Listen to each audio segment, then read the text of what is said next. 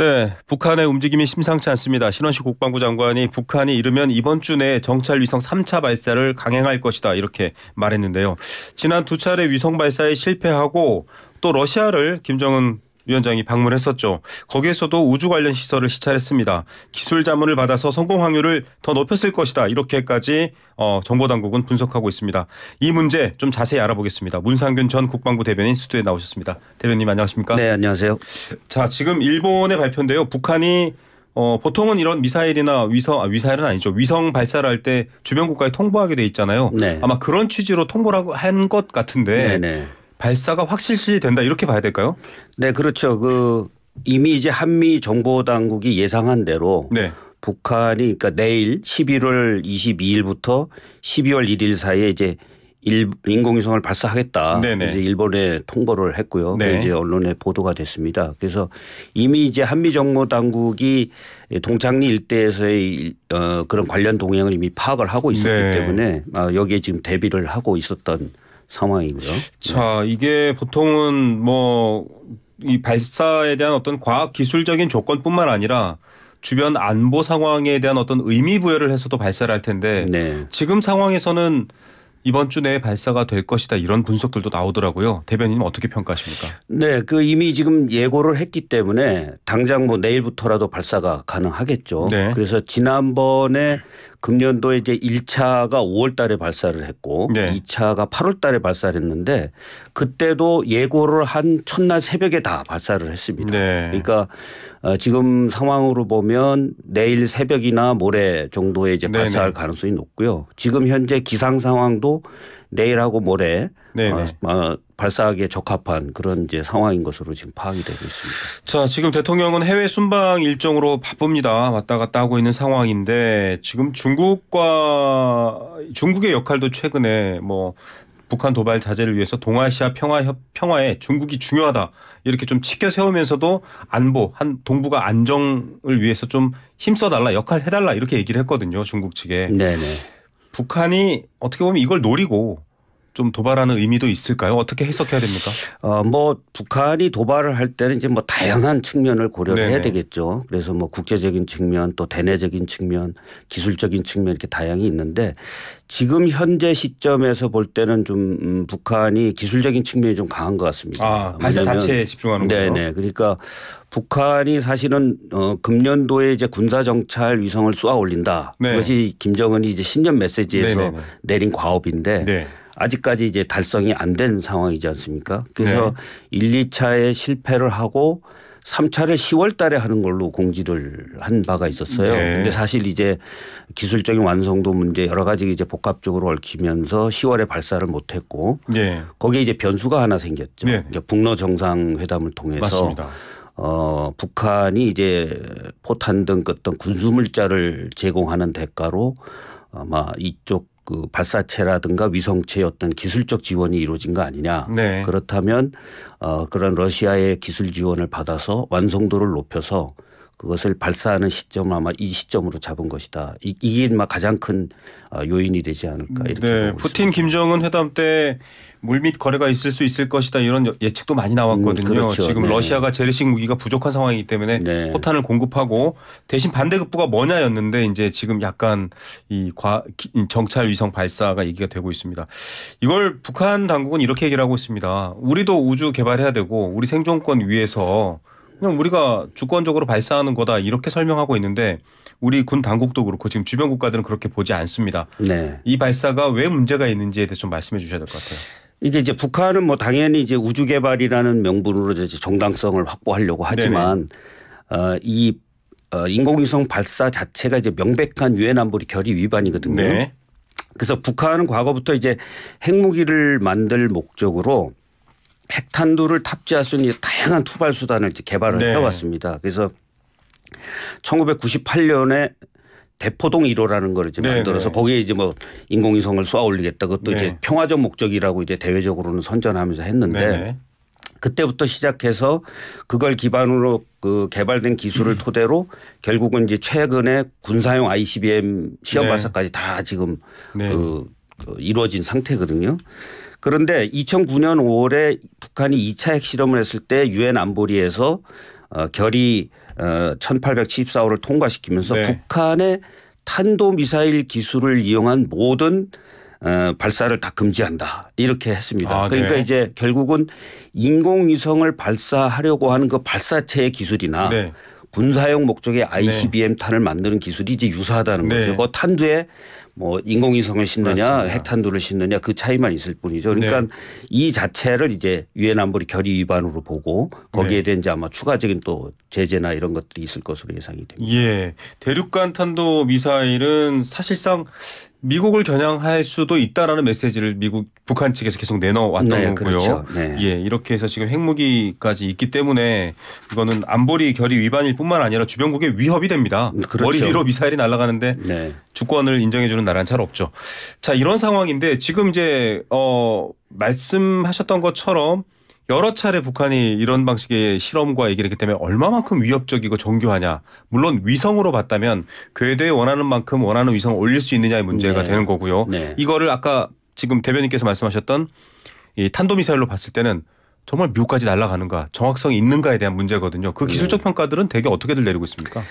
북한이 이미 이제 액체 연료, 고체 연료를 사용해서 ICBM 그 탄도탄 미사일 시험 발사를 이미 성공을 했거든요. 네. 그래서 이미 이제 이와 관련된 기술은 이제 확보하고 있다. 그러니까 다만 이제 그 정밀도라든가 네. 그리고 요번에 이제 군사 정찰 위성을 탑재를 했기 때문에 이제 목표 궤도에 이걸 올릴 수 있느냐. 네. 이것이 이제 관건이지 않습니까? 예.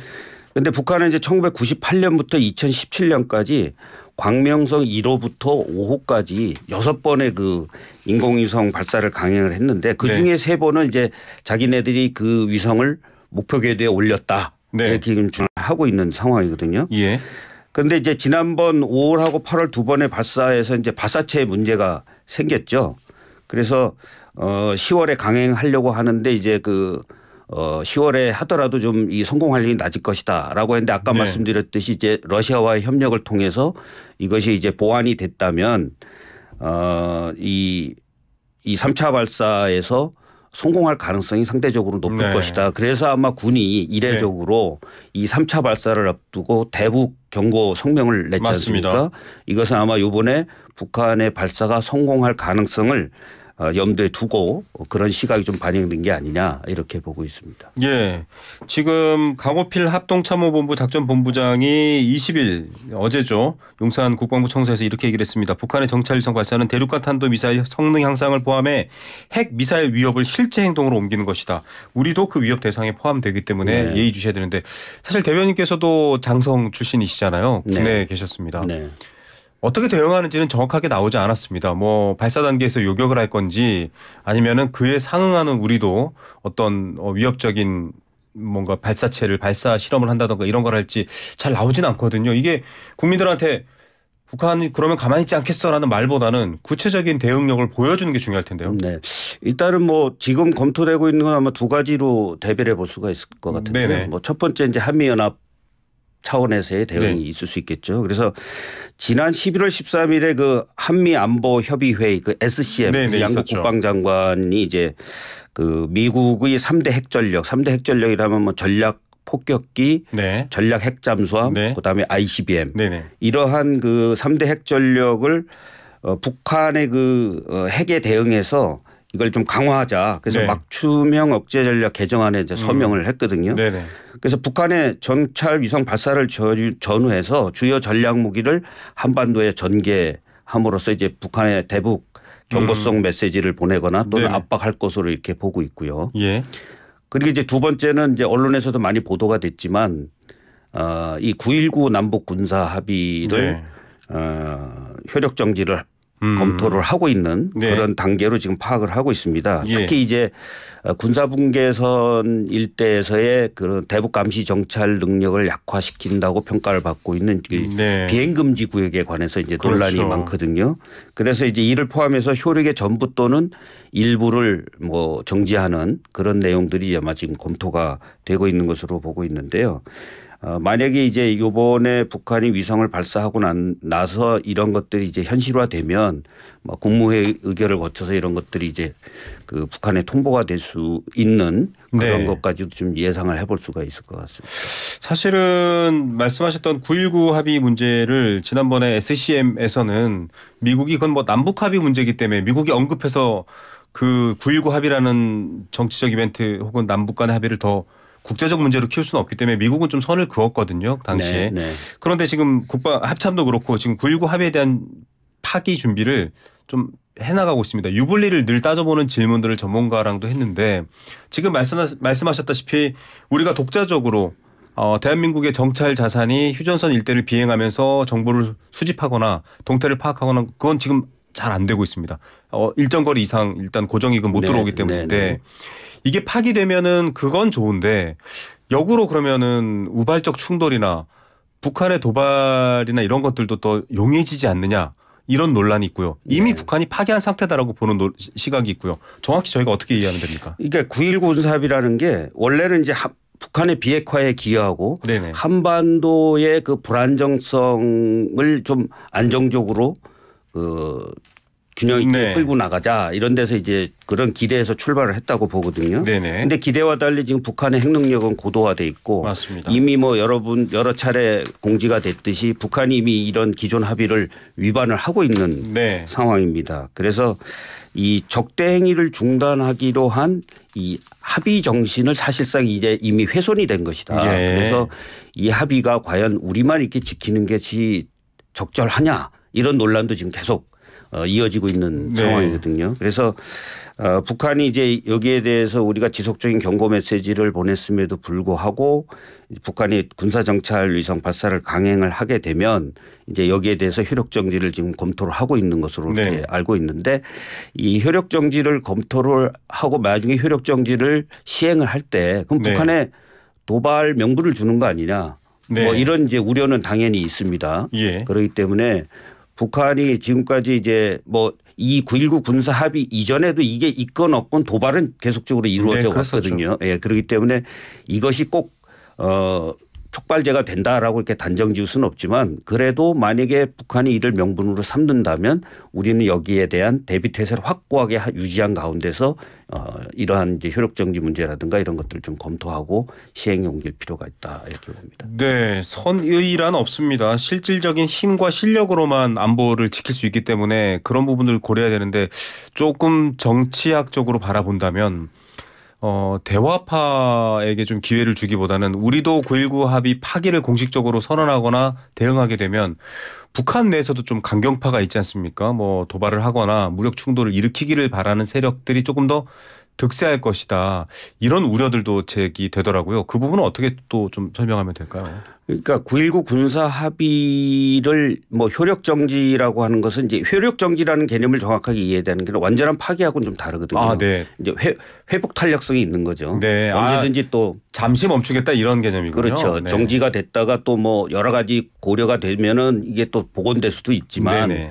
그러나 이제 북한의 입장에서 보면 일부 정지를 하건 뭐 전면 효력 정지를 하건 네네. 북한은 우리가 먼저 파기했다라고 이렇게 주장할 가능성이 또 선전할 많죠. 수 있는 가능성이 충분히 크죠. 활용할 수가 있죠. 그렇게 되면은 이후에 발생되는 이제 어떤 도발 행위가 있을 때 네. 그것을 이제 우리 쪽에다가 이제 책임을 전가하려고 그렇습니다. 하는 그런 그게 좀 행태를 네. 보일 가능성이 있습니다. 그렇기 때문에 이제 그러한 부분들까지 우리가 충분히 고려를 해서 대비하면서 이제 이런 조치를 취해 나가야 된다고 봅니다. 예, 지금 이제 한미일 공조와 연합훈련도 뭐 SCM뿐만 아니라 이제 국방장관 회의에서도 여러 국가 유엔사 국방장관 회의도 있었고 다국적 논의가 되어 왔는데 지금 칼빈슨호가 들어왔죠. 부산에 미 원자력 항모입니다. F-35 스텔스 전투기를 탑재한 칼빈슨호가 들어와 있고 또 일본도 지금 필요하다면은 뭐 요격태세를 갖추겠다. 이 정찰위성 발사 네. 북한의 발사체에 대해서 그렇게 얘기를 하고 있습니다. 이런 상황들을 보면은 이게 지금 우리가 9.19 군사 합의의 효력 정지 혹은 뭐 파기를 주장하시는 분들도 있습니다. 그 차원과 별개로 한미일 차원에서의 지금 공조 대응도 진행된다 이렇게 봐야 됩니까? 어떻게 보시죠? 한미일은 뭐 지난 8월에 이제 캠프 데이비스 그 합의에서 네네. 이제 이 북한의 핵위협에 대해서 안보 협력을 강화해 나가자 이렇게 이미 지금 합의가 돼 있는 상태고요. 네. 그래서 이제 북한의 미사일 정보 공유 메커니즘을 지금 가동을 하고 있고요. 네. 또 북한의 미사일 방어 협력도 강화를 하고 있거든요. 특히 이제 해상 미사일 방어 훈련이라든가 예. 뭐 대잠 훈련, 뭐 해상 차단 훈련 이런 이제 3구 연합 훈련도 지금 강화를 해나가고 있는 상황입니다. 그래서 북한의 이런 요번에 이제 군사 정찰 위성을 발사하게 되면 한미일의 이런 군사 협력 시스템이 이제 가동할 것으로 예. 그렇게 지금 보고 있고요. 이제 일본 같은 경우는 사실 북한의 발사체에 대해서 굉장히 좀 민감하게 네, 반응을 맞습니다. 하고 있는 상황이지 않습니까? 그래서 이 발사체가 이제 일본 상공을 통과하거나 또는 일본이 자기네들 해역 인근에 떨어지거나 하는 것에 대비해서 지난 5월에 이제 파괴 조치 명령을 이미 지금 하달한 상태인데 맞습니다. 그게 아직도 지금 유효합니다. 네. 그게 계속 유효한 상태로 유지를 하고 있고요.